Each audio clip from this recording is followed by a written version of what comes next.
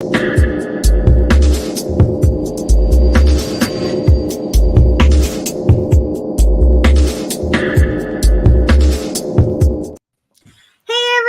we're live. Welcome in. I'm really loud today.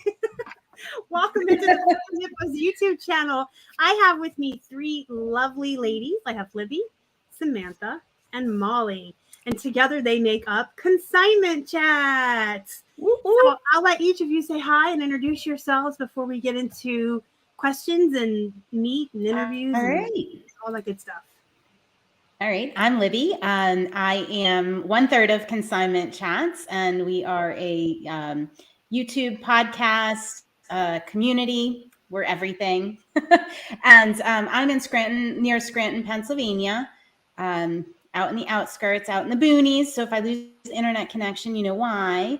And I've been selling online for 20 plus years and full-time for almost 12. Yeah. Supporting my family. So love it. Yeah. I'm Samantha. I'm in the Upper Peninsula of Michigan, the part that everybody thinks is Canada. And I have been also selling for about 11 or 12 years, and I've been full-time for 2. And I am Molly. I am from Greensboro, North Carolina, and I am the other third of Consignment Chats. I got into reselling a little over 11 years ago when Libby hired me as her online sales manager for her consignment business. And from there, we just have kept on keeping on. Okay, so that was going to be my first question. I've known Libby and Molly since 2021. I met you guys at Boss. Yep. And then I met Samantha on listing parties, and then I did meet you in person at camp. Yeah. So it's kind of funny because this year I saw all three of you at camp, and then at FlipCon I saw Libby and Molly, and then at eBay Open it was just Libby. It was like one of you was dropping off each event. It was one less of you. Were you wondering if anybody was going to show up today? So, but I wanted to know how, like, you guys met. I've always just known you guys as already a team or part of Consignment Chat. So I guess Libby was the first one. So if you want to tell us how you met Molly and then how you brought Samantha. I know you hate Sam. I'm so sorry. I love you like I love a post lady. Whose name is Sam. I don't care how long that name is. Samantha at Consignment Chat. She's putting a whole name up there on the screen. Right. So Molly and I met many, many years ago when our kids were in elementary school, and we discussed it with the catalog fundraisers and all that crazy stuff, and kids buying junk, not everybody being able to participate. So we became fast friends and developed this sustainable fundraising model for the elementary school that included a consignment sale, a huge once a year, like weekend, like those big consignment sales you see. And we started at that. And a couple years later, I opened the storefront. I just kind of fell in love with consignment after that and giving back to the community. And I think it was a really good way to do that. And that's how we met. It was really over our love shared of like sustainability and keeping things out of landfills and community and all that good stuff. Now, was that in Scranton or North Carolina? Neither. That was in that was in Conshohocken, Pennsylvania. Conshohocken. Right outside of Philadelphia. Yep. Mm-hmm. AKA Conchi Consignment is the name of the business because the nickname for Conshohocken is Conchi. He's today years old. So how did we bring lovely Samantha into the fold? Oh, Samantha's good at this story. She tells it the best. So they did the brick and mortar, they did online sales, they did all the things, and then they started Consignment Chats, and I started listening to them on podcasts. They were only a few episodes in, and I just became a super fan. I listened to all of their things as soon as they came out. I commented on everything. I shared everything. I was just that crazy super fan that just wiggled my way in. I started with a monthly show, and then they brought me on a couple more times, and now I'm here all the time. So you were a fangirl. I was a fangirl. who wouldn't take no for an answer till you were part of the team. Basically, yeah. So, I mean, that's a life lesson right there. I need to start doing that with Robert Downey Jr., I guess. I'm your biggest fan. So that means what we're telling you is last year, her year for the word was persistence. So Right.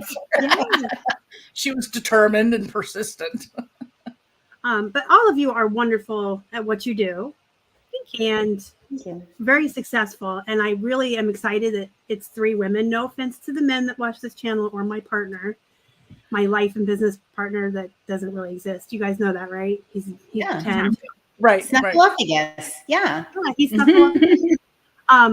but I think it's always, to me, more exciting when I see women succeeding without him. Like, I have a man by my side, so I can't even really say that I broke the glass ceiling or I succeeded as a woman on my own. But when I see other women succeeding, it's always like the most exciting thing for me. So the fact that there's 3 of you and there's no men. I don't know Thank you very much. my story advertising the show today, but the song on it was "Girls Rule the World." Because I get really geeked out when women like run their own businesses. Now, I do think that Snoop Doug Smith, would like to weasel his way into our group, but no, he can't. Sorry. No, he's also very persistent and very wormy. Yes. But I mean, you guys are all my age, so you understand growing up. You probably watched your moms try to have careers. And I think our parents were at that time when women were starting to come into the work world or the workforce.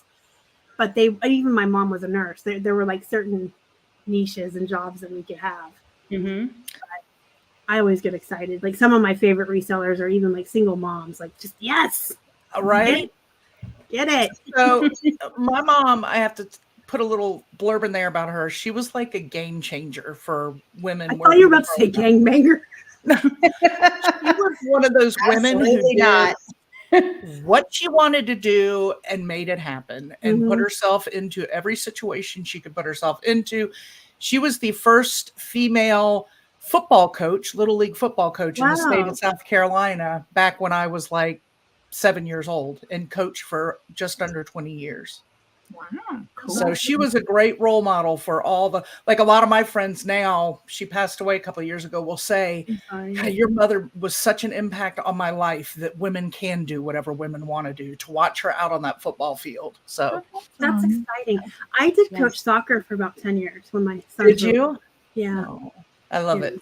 Yeah, I just wanted to be involved. And having 2 boys was so fun because I'm a tomboy. But if you guys I'm really good at yelling from the bleachers. Yeah. If I thought that was going to be me, but long story short, their father stepped up and then couldn't be a person. So I took over. There you go. If you guys have questions in the chat, in the audience, put them in the chat. There we go. It's Friday. My brain's firing on one brain cell today. If you have questions, ask away because I don't do consignment and I never talk about consignment. And this is a teaching channel, so I wanted to have these ladies on to teach you about something you never hear about on this channel. So if you're interested at all, ask your questions. They will answer them. In the description box are links to all their podcasts and YouTubes and Instagrams, so you can follow them there and subscribe and learn more after the show. While we wait for questions, I'm going to tell a little story, and it's going to lead into why consignment can be important. So before we went live, they were saying, oh, you have all your friends in the room. And I said, well, this is the time of year when Keith and I overbuy inventory because we like to stay inside until April or May. We don't like to go out. It's cold. It's Pennsylvania. Y'all know. So I said the story. And if you've been on this channel for a long time, you've probably heard the story before.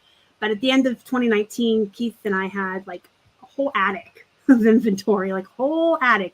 And he said, this is excessive. And he was getting ready to quit his job at that point. We were like 2 months away from hitting our goal in the savings account. He's like, just get rid of all this and then we'll thrift, but we're not buying anything else. So I did. I busted my butt. I got rid of the entire death pile. And then 2 weeks later, the world shut down. And that was the shutdown. There were no thrift stores open. There was nothing. I had to get very creative. And so I said, never again will I ever not have at least maybe a month or two of stuff. I mean, you never know. Like you guys know, my car recently died and I had to buy a new car. Now that car's in the garage.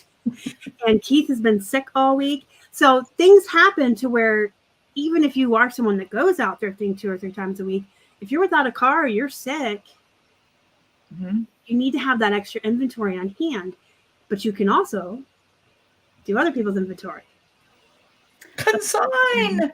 Consign. Yeah, I mean, we so think every reseller needs to be ready to consign. Whether or not you take a consignment, you need to be ready and you need to know your terms in case something like that happens, or in case you get an incredible opportunity that you don't have the money for the buyout. Like you're losing out if you're not ready. And how do you get ready? No, I want you to tell me how to be ready. All right, go ahead, Samantha. Knowing your terms is the first step, which can be so scary to people. They don't know what percentage to take or what terms to have in an agreement, or you Google it and it gets so legal and complicated and scary. But we have a sample agreement and we help people in our community. We have a Facebook community and stuff. We help them. Yeah, everything's down there. We help them figure all that out and make it their own so that they are ready for whatever their situation is, whether it's a brick and mortar store or somebody that just wants one person to supplement reselling, or somebody like me that wants to do it 95% of their business. But you really have a family member that comes to you and says, I mean, this happens to, I think, every reseller, right? You know what, I have this great stuff. You need inventory, or, you need to be ready to say yes or no. And I firmly believe, and I do this with my family, you're not doing them a favor. You're running a business and you're providing them a service, right? So like Nana comes to you and she has all of these, pieces of costume jewelry. Alfred Dunner. Yeah. Sold 2 of those today. Don't knock it. Hey, no, I sold to his grandma's Alfred Dunner. Yeah. So, when they come to you, you want to have that laid out, even if it is your mother, your grandmother, your, cousin, whatever it is. You don't want to say, oh, well, I'll only take 10%, or I'll do it for free, or, because you're taking away from your business hours. Like you need a sustainable, way to make money. And I would just like to add, we did some consignment for Keith's sister, and it's very important to let them know a realistic sell-through rate. So I think a lot of people out there in the world that aren't resellers, the lay people, think I'm going to hand, what we did for his sister. She was going through school and internships. So when she was done, she wanted to sell her scrubs off. And she had some cute stuff. And she's real tiny, like a size 0. So it's harder sizes to find. I said, yeah, I'll do it. But they have this expectation when they hand you their stuff that tomorrow morning you're going to call and go, everything's sold on eBay. Here's your money. Right. Clothes take, I find, 6 months on average. Some are less if they're more desirable or less saturated. But there's stuff that can take 6 to 9 months to sell. So you need to let people know a realistic idea of when they can expect their money. And having an expiration date on things too. We hear all the time of people, oh, I wish I had known about expiration dates, because they'll sit with stuff until the people die, or, a decade later, or whatever it is. And they feel bad that they're obligated to these items, when you can put things in place to say, if it doesn't sell within a year or 6 months or 2 months or whatever it is, then this is what happens to it. Red Willow Farm sounds like she's doing well. Yep, she is, right? She's doing, yeah. I like the right price. That was another thing. Like, a lot of people don't understand that just because you are familiar with, let me grab a mall brand, Silver Jeans, and the retail is $250. If you're not an eBay seller, you're like, oh my, Silver Jeans are worth $250. No, honey, they're like $30 to $40. We have to price the eBay market value, and they don't understand that either. So when you go into this, you have to make sure that they understand it doesn't sell overnight and the prices aren't what you think in your head. Lay people get more married to their inventory than we do. Right. And that's why we say, set the terms that are right for you. Every business is different. Everybody that we work with, everybody in our community, their terms are different. So we have the downloadable agreement that people can use to go off of, but you set what's right for you. I mean, Samantha and Libby and I do completely different things with what we take, percentage wise, how long we take it, keep it, and how we handle it. But the most important thing is being very clear right off the bat in your agreement of all those kind of things, the percentage you take, that it's up to you as the expert. Who was that? Red Willow Farms was saying, you're the expert. So you get to price it, determine if it's going to be discounted or any of that. That's up to you. So yeah, we have our first question. I am just starting to do some consignment. How long of an expiration date for vintage clothes? Receiving items from a hoarder house. I love hoarder houses. Oh, I want to see those items. Yeah. I love vintage. So I would say it probably depends on their expirations. Samantha and I do things very differently in our businesses. I have a 60-day expiration. I do my best in those 60 days to sell those items. And my consigners are happy with that. And anything that doesn't sell becomes the inventory of my store. It becomes my inventory. So that's how I do it. I guess it depends on, especially if you're doing like a hoarder house and they're not concerned about the individual items and, you're doing a lot of work and a lot of cleanup, think of a shorter expiration time. And I wouldn't feel bad about it. Do you buy them out or does it just become your inventory at the expiration? It just becomes my inventory. Yeah. So what that allows me to do is take lower dollar value items. Like I'll take $20, like I always say, like $20 or sometimes jewelry, like $12. It allows me to take lower end items for my consigners because that's just the community of people I work with, and that works. Now, if I had a year expiration period, I would not be taking those $12 and $20 items. I just wouldn't. I couldn't sustain that. So it really depends a lot. Samantha, what do you do? Because yours is totally different than what I do.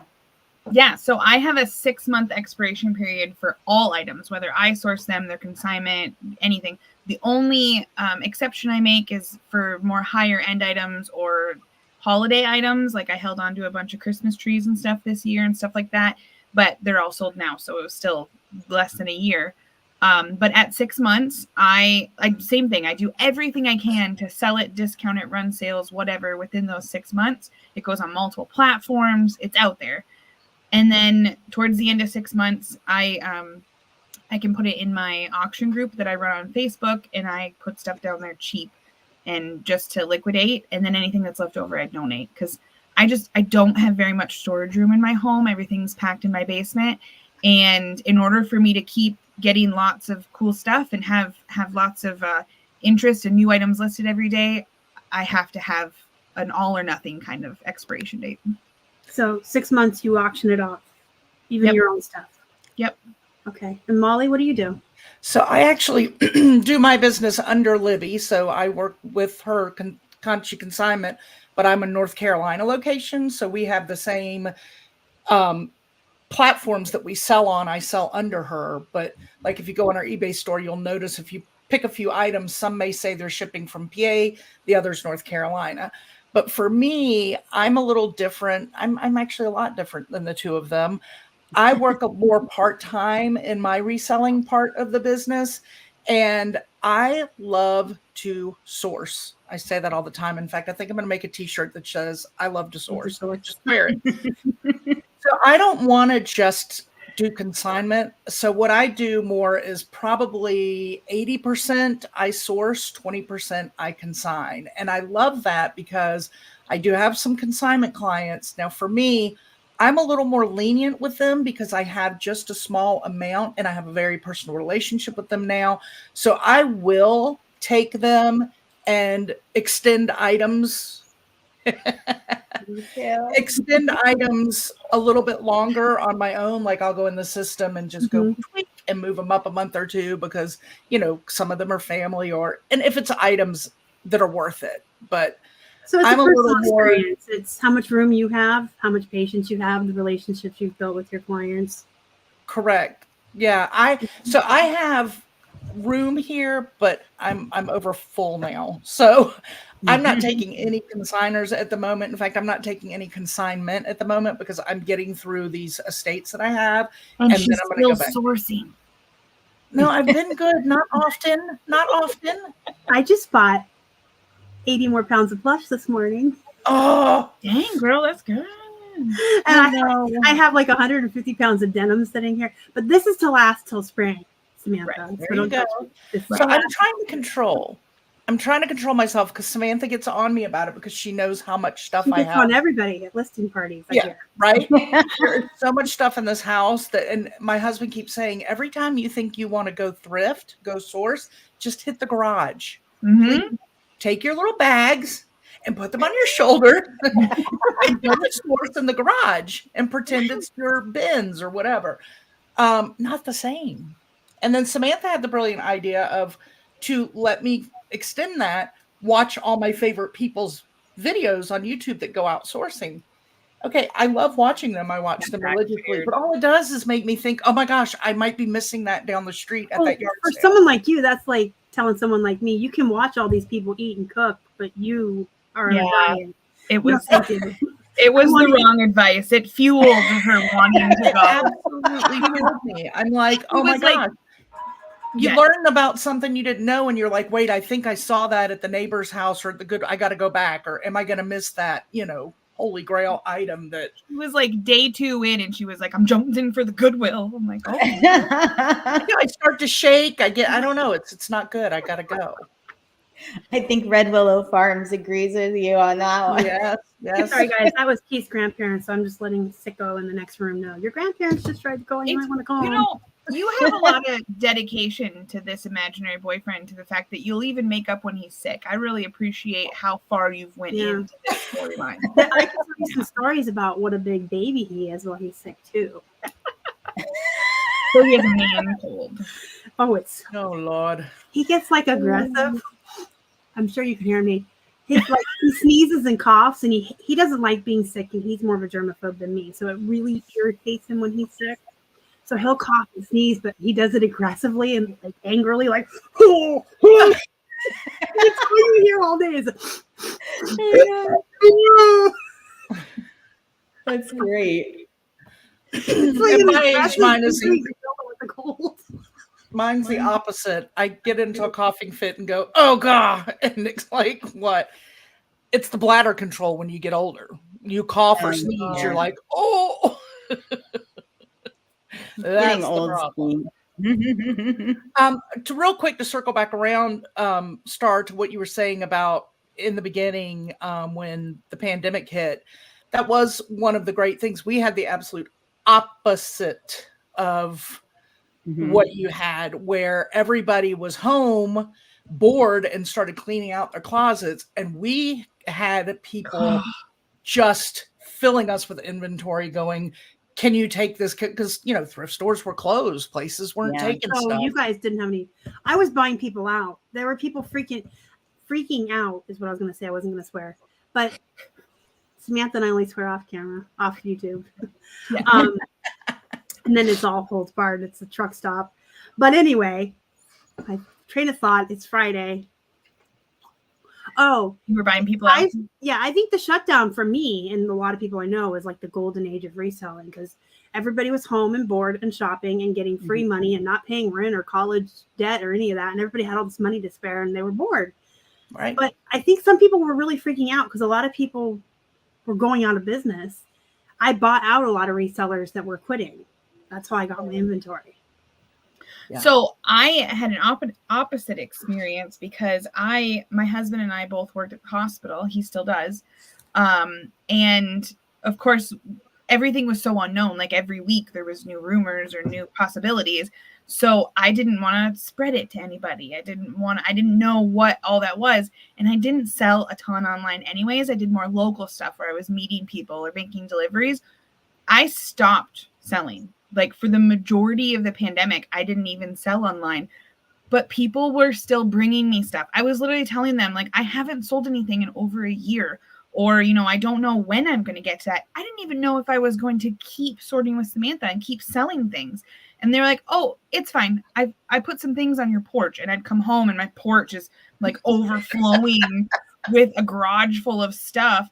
And they're just like, whenever you get to it. Whenever you get to it. That must be. You know, which I think we really need to make the point of, when you do consignment, you really need to ask specifically for what you want. Like Star, you would say, you know, jeans and plush. Like, don't say, oh yeah, I sell everything. Like, you need to be super specific, because that inventory rolls in really fast, and you have an opportunity to just source exactly what you love. So don't miss it. Yeah. And I wasn't strong enough in my terms. That's how I found Consignment Chats, was because I was searching for consignment contracts and agreements. How do I say no?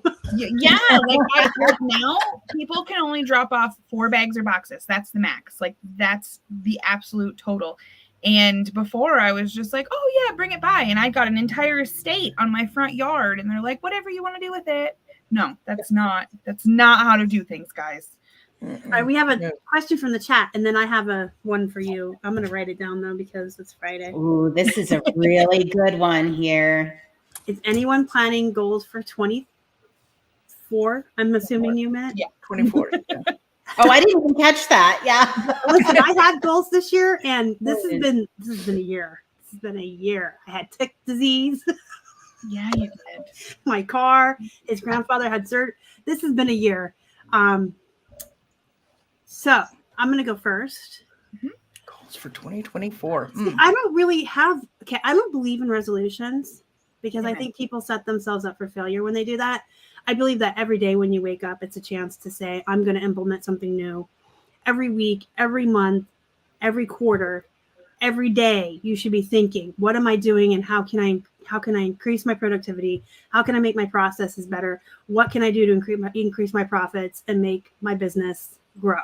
That should be something you're doing every day. Don't wait for Monday. Don't wait for next month or next quarter or the new year. Every day. Talking to you, Molly. Talking to you. No, but Keith everything starts on a Monday. Everything starts on a Monday. Everything starts when you wake up in the morning every day. We go for a walk every morning. And we talk every day. We walk for an hour and we talk about our business. It's our business meeting and our exercise, so that I can't eat and don't just have to watch people eat. Sorry, it's Friday. I feel really punch drunk. I also haven't been sleeping because somebody's coughing all night. I'm not like right. I'm waiting for you to like yell that I haven't been sleeping because no, he knows. He knows. I'm very passive aggressive. Okay, so I just want to continue the way I'm going. I'm actually really pleased with the processes we have in place right now and the way that we're doing things with List Perfectly. Shout out. 30% off Flippin' Hippos. But we've implemented taking our pictures in the catalog. I do all the pictures. He does all the listing. We do a lot of wholesale buys. We don't really have to leave the house a lot. I like where we're at. I just want to continue growing as we are. If we get to a point where it's too much for the two of us, we will back down, because we don't want employees and we don't ever want to be out of the house. We don't want a storage unit or a warehouse. So I just want to, we're really content. Like, we have a really good work-life balance. We work 6-7 hours a day. We take weekends off. We have a lot of free time. We do what we want. We worked hard for this, though. We used to work 12-hour days. So, right. Libby? So yeah, I definitely have goals for 2024. We have a C Chats book club. So we've been reading The Pumpkin Plan. It's a Mike Michalowicz book. And some of you may know, I moved. It was pretty significant, new space, new everything, new life. So one of my goals is like Star said exactly, was building daily efficiencies. So I've really been, developing efficiencies in my process and looking at it and seeing like these little things I can change as I'm in this growth period of setting and building back up. But I think the really important goal for me is to have an overall mission and a game plan, because, with reselling, you can go in 3,000 different directions all at the same time, not do any of them well. So I'm really using the pumpkin plan and kind of focusing on the inventory I'm bringing in and also my customers, and just refining that and making it more efficient. So that's where I'm going, is really just to refine my mission. Yeah. So And make more money. Amen. Yeah. Amen. Of course. So I'm the shameless All plug girl. of that is leading to that. Yes. I'm the shameless plug girl. So I'm going to say on our website, which is below, we have a calculator that helps you come up with listing goals and dollar amounts and whatever your goals are going to be and what you currently are listing. It helps you figure out how you can grow it or sustain, or however you want to do that. And so I'm reworking my calculator. I do it every so often, and I'm just structuring my weeks a little bit differently. And that's what I'm going to focus on in the beginning of the year, is just making sure I'm hitting those goals and giving myself that work-life balance, but still hitting all my numbers. List. I like it. I like it a lot. So I like it a lot. I like it a lot. So my goal for 2024 is just this week, my friends in our morning motivation in minutes that we do for consignment chats helped me determine. She gets mad at me because I actually named it, but I forget the name all the time when I'm talking. This was actually in our mastermind, Patreon mastermind. I was struggling with my balance and my schedule, and all the people in there helped me figure out how I'm going to do my week instead of trying to do both jobs, Consignment and consignment chats, in one day, because it's hard to go back and forth. I'm splitting my days, one full day. So they helped me go all through the week and determine what days were what. And I'm so excited. It already this week. And I started it not even on a Monday. Oh my God. Oh, that's real in there. I know. I was shaking a little, but I did it. I'm waving an imaginary. Right. So it already has made such a difference this week, just in my personal stress level and thoughts about myself, because when I'm trying to do for both businesses and feel successful for all these things in one day, I tend to beat myself down more than pick myself up. The way I'm doing it now, focusing on one item, one store, one business, each time, I'm able to feel successful at the end of every day that I gave that business everything I needed to give it. So I am just going with that for the full year of 2024. And I am beyond excited because I've already done so much more this week than I have in the past 6 months. So watch out, world. Yeah, but then you also scheduled in your days off and your time off, which I know Star is a huge fan of. Like, she doesn't like to work past 5, and she has, used to have date nights and things like that. But Friday night, date night. You're very set to your schedule as far as like, no, this business time is done. And I think that's important for people to remember too. You guys, every Saturday I lay on the couch and take a nap. Right. I love it. I day drink a glass of wine. Yes. And then I read a book. So you're not really napping, you're passing out. Yeah. Okay. Yeah. From one glass of wine. But I really like Molly's new plan. It goes in with another thing that I'm really big on, is the batch work. Yes. So I do all of my newsflash behind the scenes. I film all of my YouTube videos in one day. Mm-hmm. I just change my shirt so it looks like it's a different day. So I film 6 videos every Tuesday. Yeah. And that's my YouTube day. And Wednesdays, I edit those. And Thursdays is my photograph day. And Fridays is my social media day. So, like, when you do a full day focused, I can get 120 items photographed on Thursdays. Because that's all I'm doing on Thursdays. I'm watching movies, eating snacks, and taking pictures. It's my day. But people who try to like take pictures, list, and do everything in one day, I feel like you're really stretching yourself then. But if you don't have the attention span to focus on one task for a long period of time, then you probably do need to do more than one task in a day. But y'all know I'm a big proponent of the bullet journal, which I was working on before this for 2024. But it's all about scheduling, really. However you have to do it. You got to have schedules. You have to follow a consistent pattern or plan. It takes 30 days to create a good habit. So if you force yourself to do something for 30 days, you will start to do it automatically without fail. Just like try to make your bed every morning. And after 30 days, you won't be able to leave your bedroom without doing it because it's ingrained. Yep. It's right there. Well, and I have to say, adding on to that is, like you were saying, coming up with that plan, but knowing that each of us is different. I struggled for the last couple of years trying different schedules because Libby's got her way that she's done it and does it. And I would never batch. I would never be comfortable. Right. Like I don't have that long of it. Like I can focus for 2 hours, but I can't do the same thing for more than that ever. Yeah. So she block schedules her day.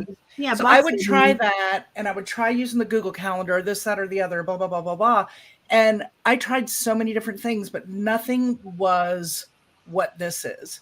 And to finally come together and have the support of people who now know me well enough from being a part of our community, were able to just say, okay, why don't you think about this?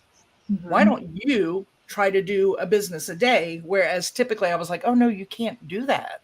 You gave some pushback. I do remember the conversation. As long as you get everything that we've done, it doesn't matter. Yeah, for me, it's brilliant. Get it done. Whatever you have to do it. I'm only content when I'm doing the same thing for 8 hours.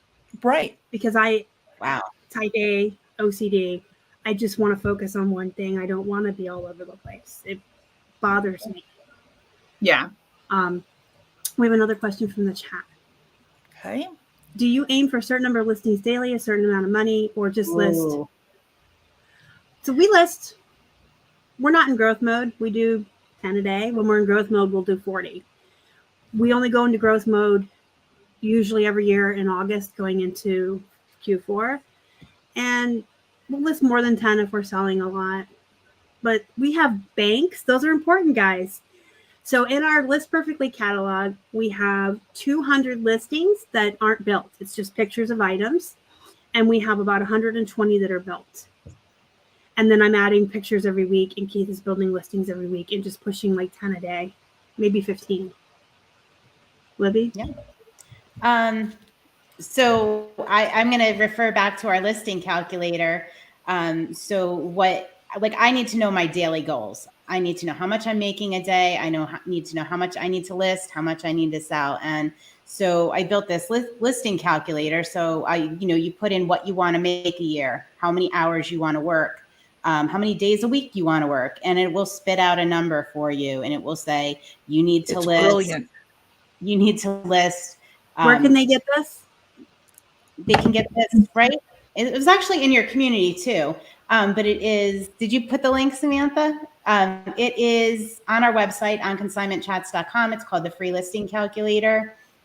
But go ahead, download it. And I think it'll be an eye opener. So I know that, I work 10 months out of the year, 5 days a week. And I know I need to list to hit my income goals, $900 in inventory every day, 5 days a week.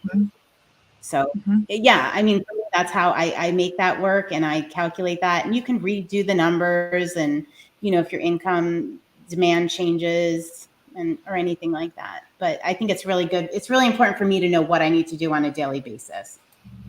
I'm going to play with it while you guys and I play with it all the time. If my goal this year was to attend one reselling conference because I'd never been to one. Well, we ended up speaking at 2.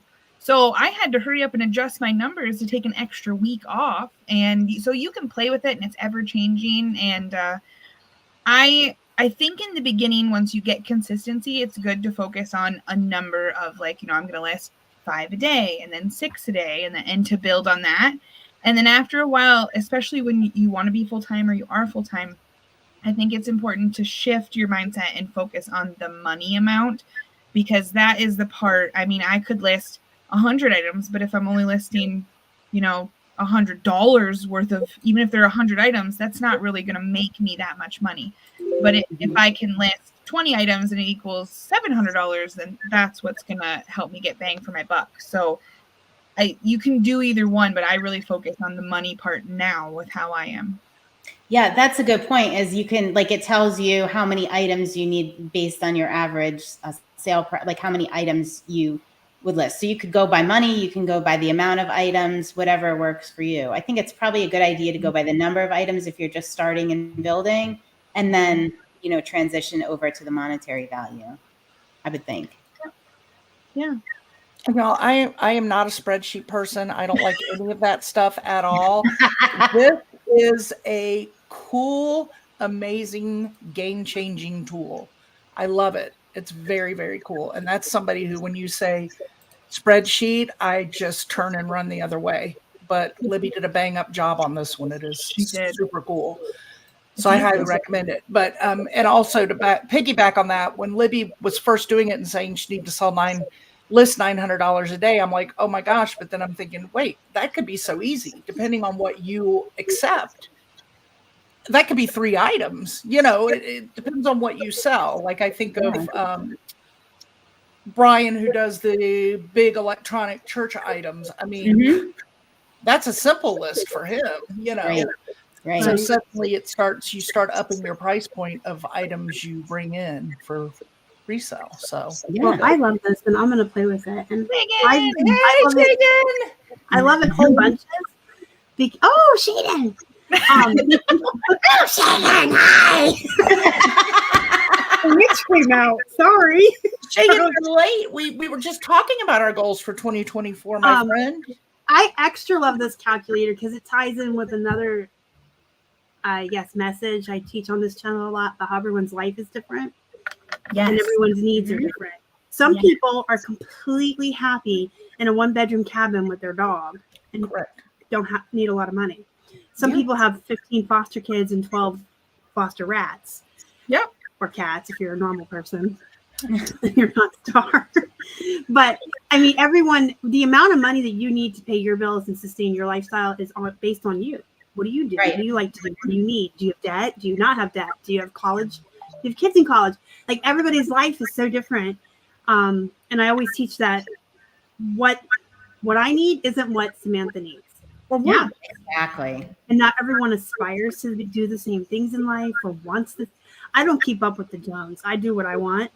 Yep. And you should too. Yeah. Amen. And I mean, even Samantha goals from 4 years ago, I was just reselling to buy myself Starbucks and sushi every week. Like wasn't here to pay the bills and do whatever. I really like Tuesday sushi day. Like, right. And mine are super aggressive. I have 2 kids in college. I am a single parent living alone, running the business.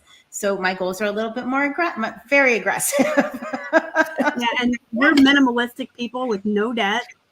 Everything's paid off.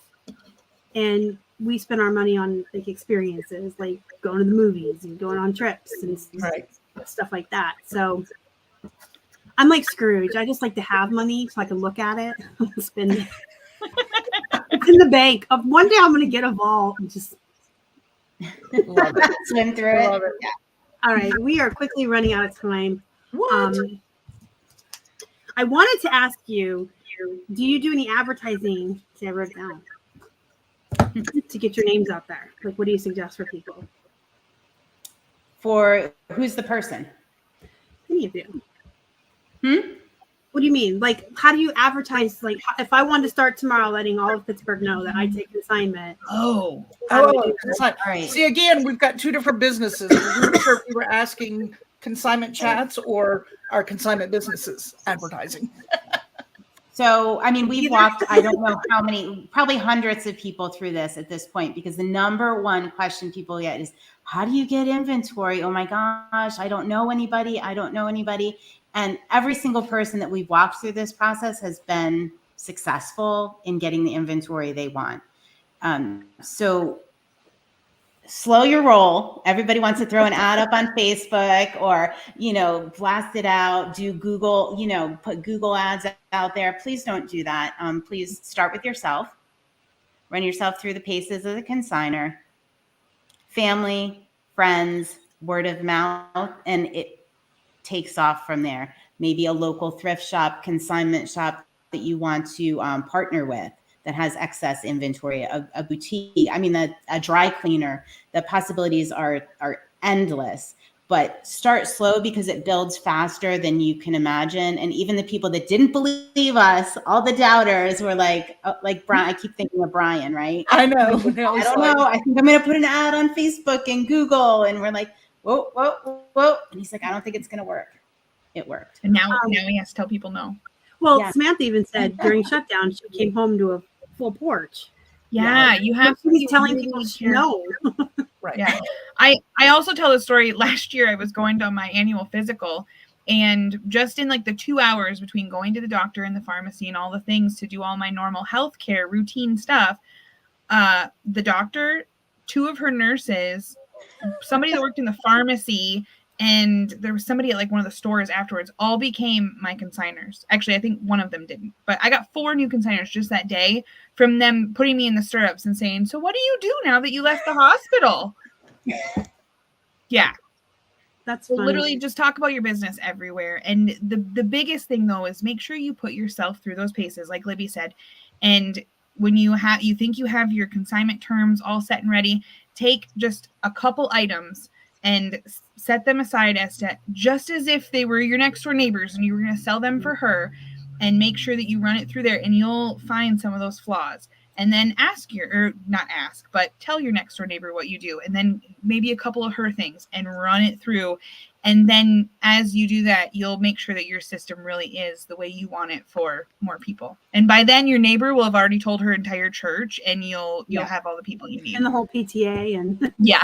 Especially when they get that first payout, then they're telling everybody because they realize, oh, it does work and I made some money. Whoop, whoop. Yep. yeah, I got to clean out my closet and I didn't have to do any work, and I Right. got Five Guys money.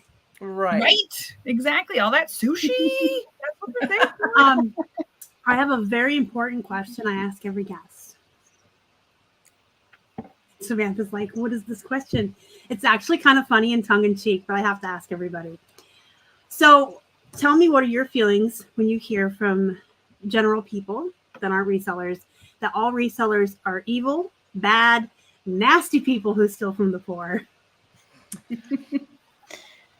Oh, I'm sorry you feel that way. Why do you think that? I mean, that's what I say. Yeah. Yeah. If somebody's negative, I'm sorry. Why do you feel that way? Yeah. I think consignment helps us in that aspect, because people see that we're not it's not all going to us. Like, resellers have just the same amount of fees and buyout costs and all that kind of stuff. If you're not doing consignment, you're still, a lot of people say, well, I put 30-40% into buying my inventory. Well, that's essentially what we're doing, only we don't pay that out until after it sells, and we're giving that percentage to the consignor. But I think it's more transparent as people see essentially where it's going, because their neighbor got it and told everybody at church. So we don't get that stigma quite as much, I feel. So I get it some because I do so much more sourcing. And I will tell you, with somebody locally that I dealt with it, I asked her to go to lunch with me one day, or let's have coffee, because I'd really like to delve into why it is she feels that way, because I want to understand, and maybe even have her on our podcast YouTube to talk from her side. And I just really never heard from her again. You can't substantiate I was her sincere. argument. I was being so sincere when I said that. I really did want her to go. Like, I want to understand. It confuses me. I don't understand why people feel that way, and I want to understand. So I really wanted her to sit down with me. And I think they feel very salty that they get up at 5 a.m. and commute and clock in and work for the man, and they see us at the thrift store living our life and living it well. Yeah. There's room and one for of the more. taglines I use in my marketing is recycling goods and money into our communities. Mhm. And See, you so- guys have a different point of view on this than I think Yeah. the regular reseller. But I just Yeah. tell people I'm a personal shopper. There are things I can find in Pittsburgh that people in California cannot. So they I come like to my that a eBay lot. store, and I'm keeping things out of the landfill. Listen, even if all of us collectively went as a swarm into all the Goodwills in all of Pennsylvania and took everything, at the end of the month, they're still taking bales of clothing to the landfill. Correct. Mhm. Yep. Correct. So I think we're doing our part. I Absolutely. do too. And I got bills to pay. Mama's got to eat. Amen. Amen. Do you find Yep. people are like more receptive when you say, I'm doing this is how I support my family. This is how I, pay my bills, or it doesn't really sway them? I feel like it sparks that negative jealous because I feel like Oh. most people, when they're rude or being negative, it's from some sense of lacking something within themselves. Yeah. So when they see that you're watching TV all day while you're taking pictures and you're going on all these trips and doing all this stuff, and they're slaving away at a job they're completely miserable, a toxic job they're miserable at. But then I like to tell them, you could do this too. Go clean out your closet, put the stuff on eBay, take your profits to the bins, take those profits to 99-cent day, and just keep rolling it. And you could be doing it too.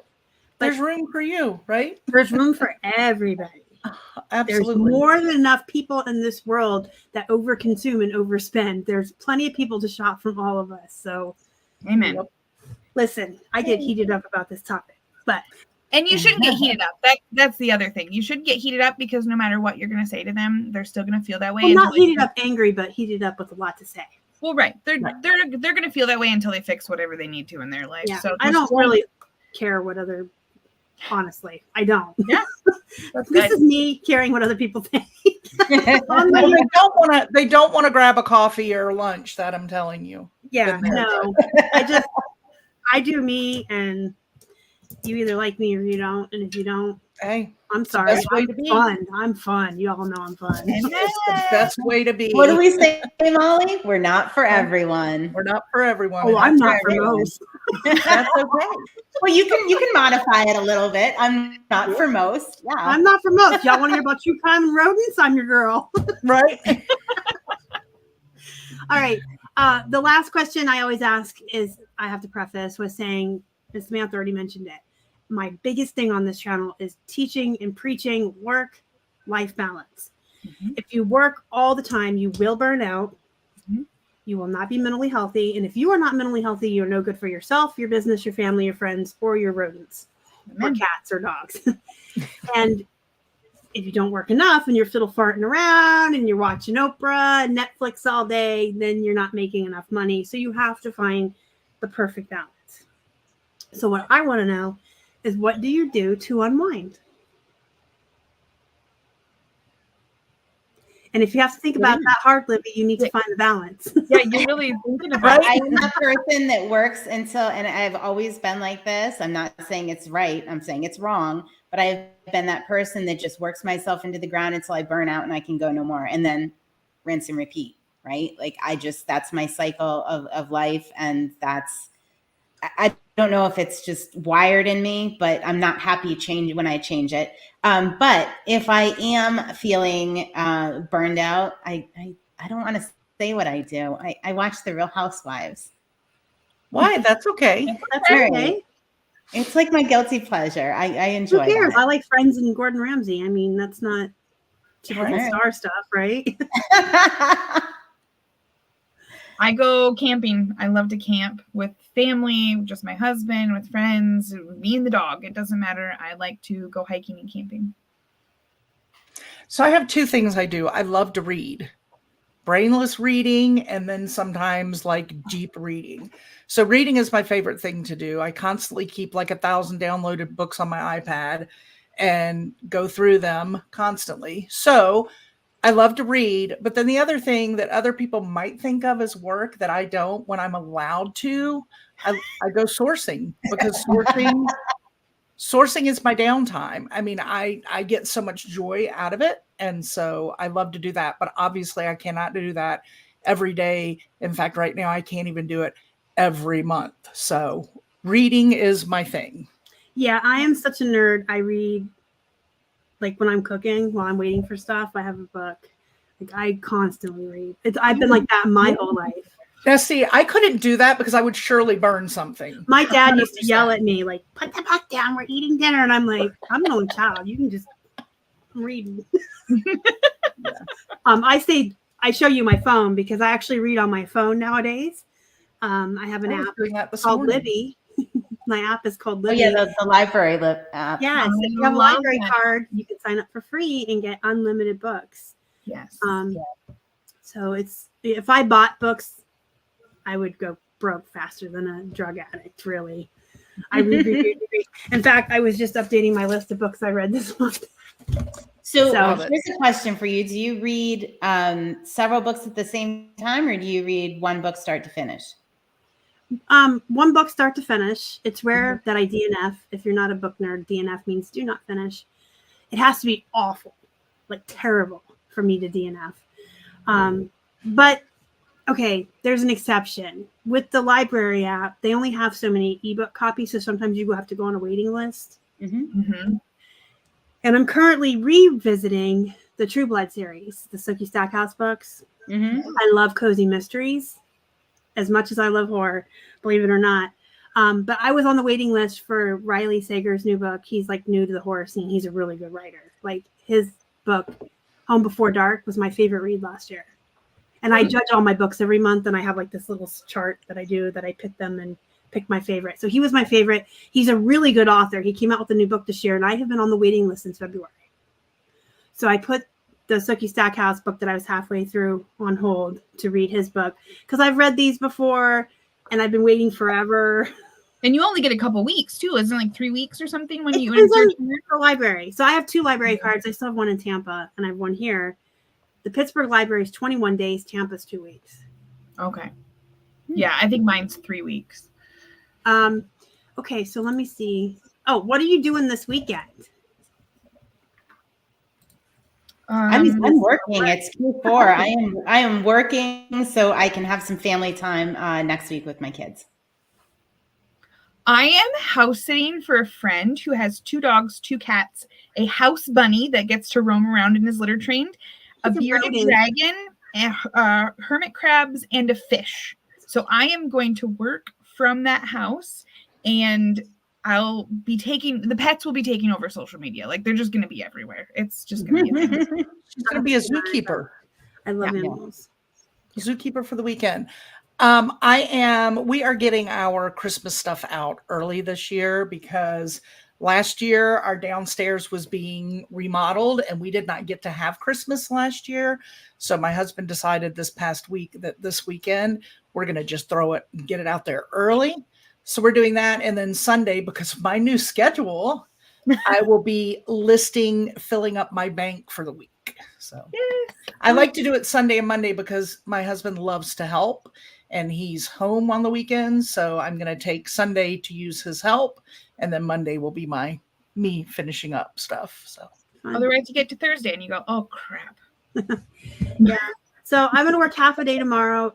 Just with Keith being sick this week, I've been trying to do both people's jobs and I haven't really been successful. So I need to get some extra pictures in the bank. So I'm probably going to watch Nightmare Before Christmas. Ooh, there we go. And get some extra pictures. And then I want to finish this book. I can read a book in a day if I read.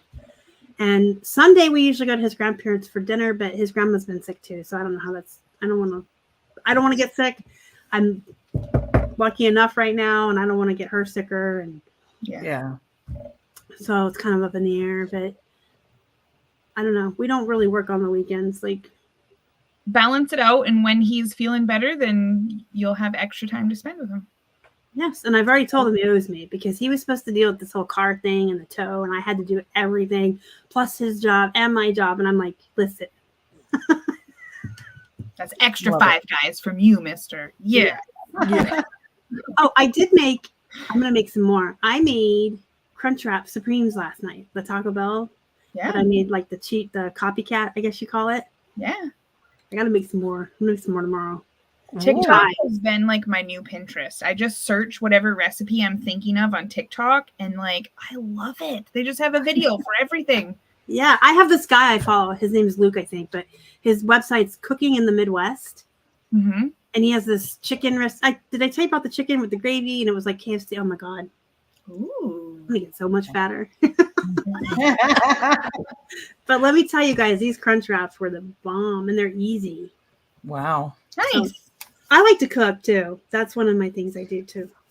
I love to menu plan. That's the OCD.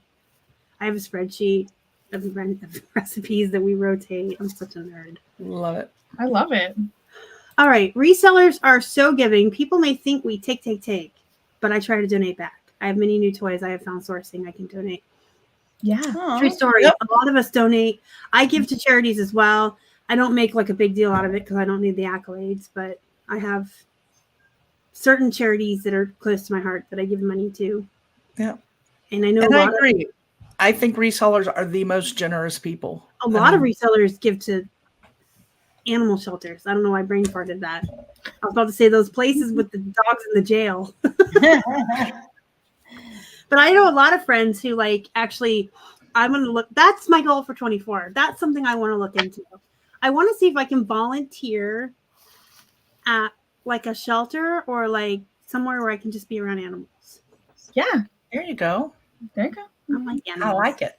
They're very stress relieving and sweet. Yes. Mhm. And you guys know my hamster passed away. So I am fur childless right now. And I'm like craving like some animal. I need some animal contact. Oh, I love that start to it. need another noodle eater. Yeah, or maybe I could be like a dog walker or a cat sitter. I mean, that's There like a you little side gig, right? Sign up for Rover, the Rover app. Oh my goodness, really? Is that what it's called? Yeah. I'll send you the link. Yeah, my daughter's been doing it for a couple months now. She loves it. Oh my gosh, I'm gonna have to look into that because I love animals There you so go. much more than human beings. I I love all animals.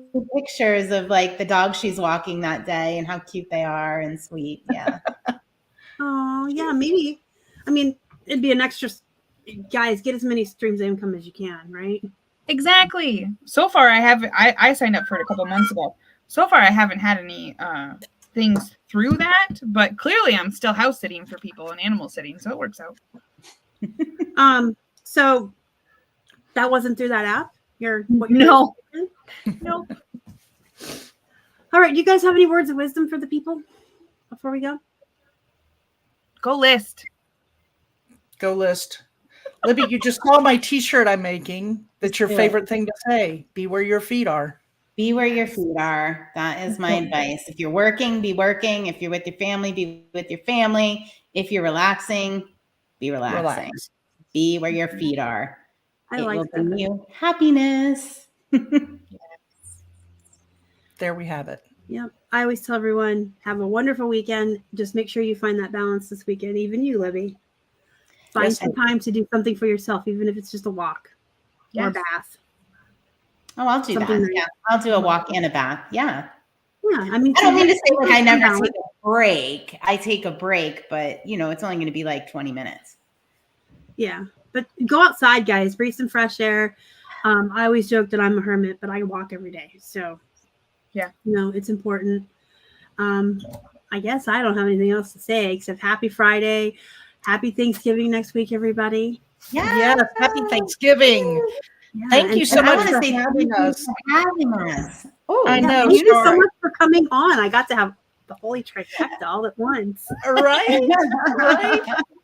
I'm so happy to have you guys here. Thank you so much for coming. Thank you. We've had fun. Of course, we knew we were going to have fun with you. Hello. Yeah. Thanks to everyone in the chat and thanks to everyone watching the replay. I love you guys so much. Without you, there'd be no Flippin' Hippos. Thank you. Thank Have a you. wonderful Bye, day, y'all. everybody. Happy Turkey Day. Gobble, gobble. Gobble, gobble.